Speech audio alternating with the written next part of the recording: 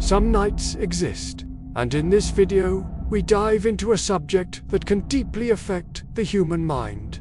Some traumas leave marks on the body, marks that may remain hidden, invisible, until one day, triggered by something, they force their way to the surface. Enjoy the video, dear viewer.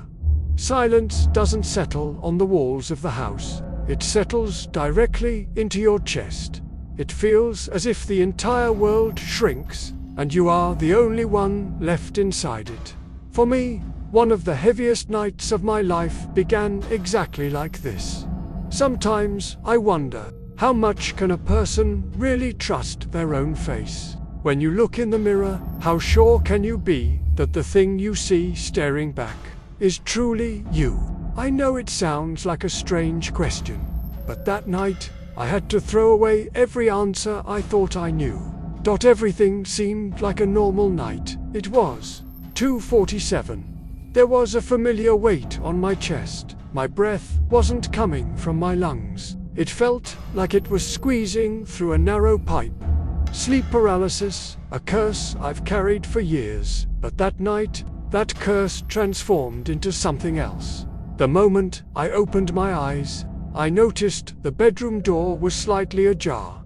Normally, I close it every night, but this time, it was open just a couple of centimeters. As if someone had entered quietly. I couldn't move, I didn't have the breath to scream, but I saw the shadow slip through that narrow opening.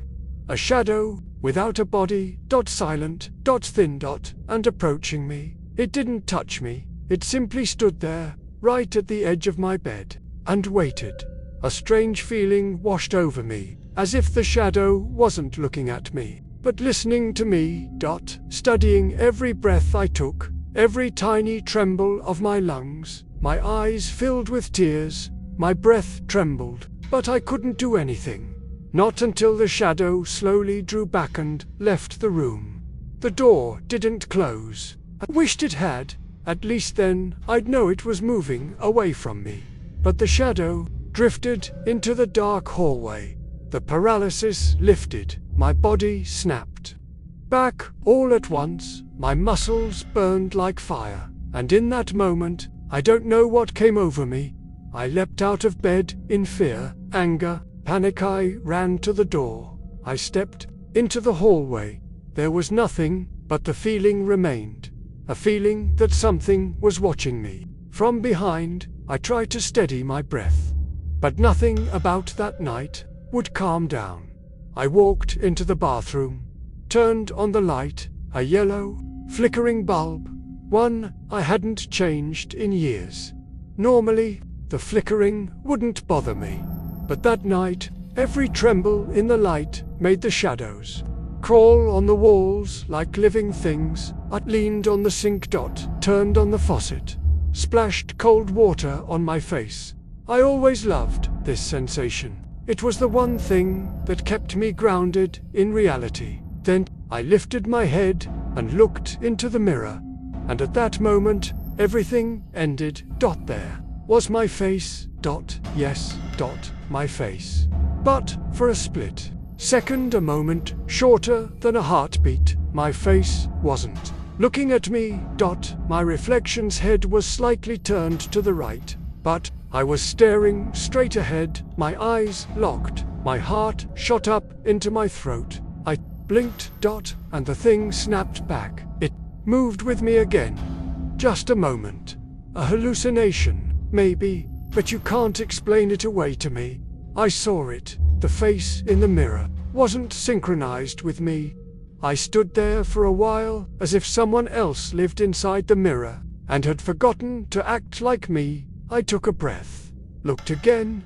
Everything looked normal, but inside, nothing was normal. I stepped out of the bathroom. The hallway was dark. The house felt heavy, like it wasn't breathing, like something was listening. I went back to my room, but I couldn't sleep. The night that began with sleep paralysis was becoming something much deeper. An hour passed, maybe 2.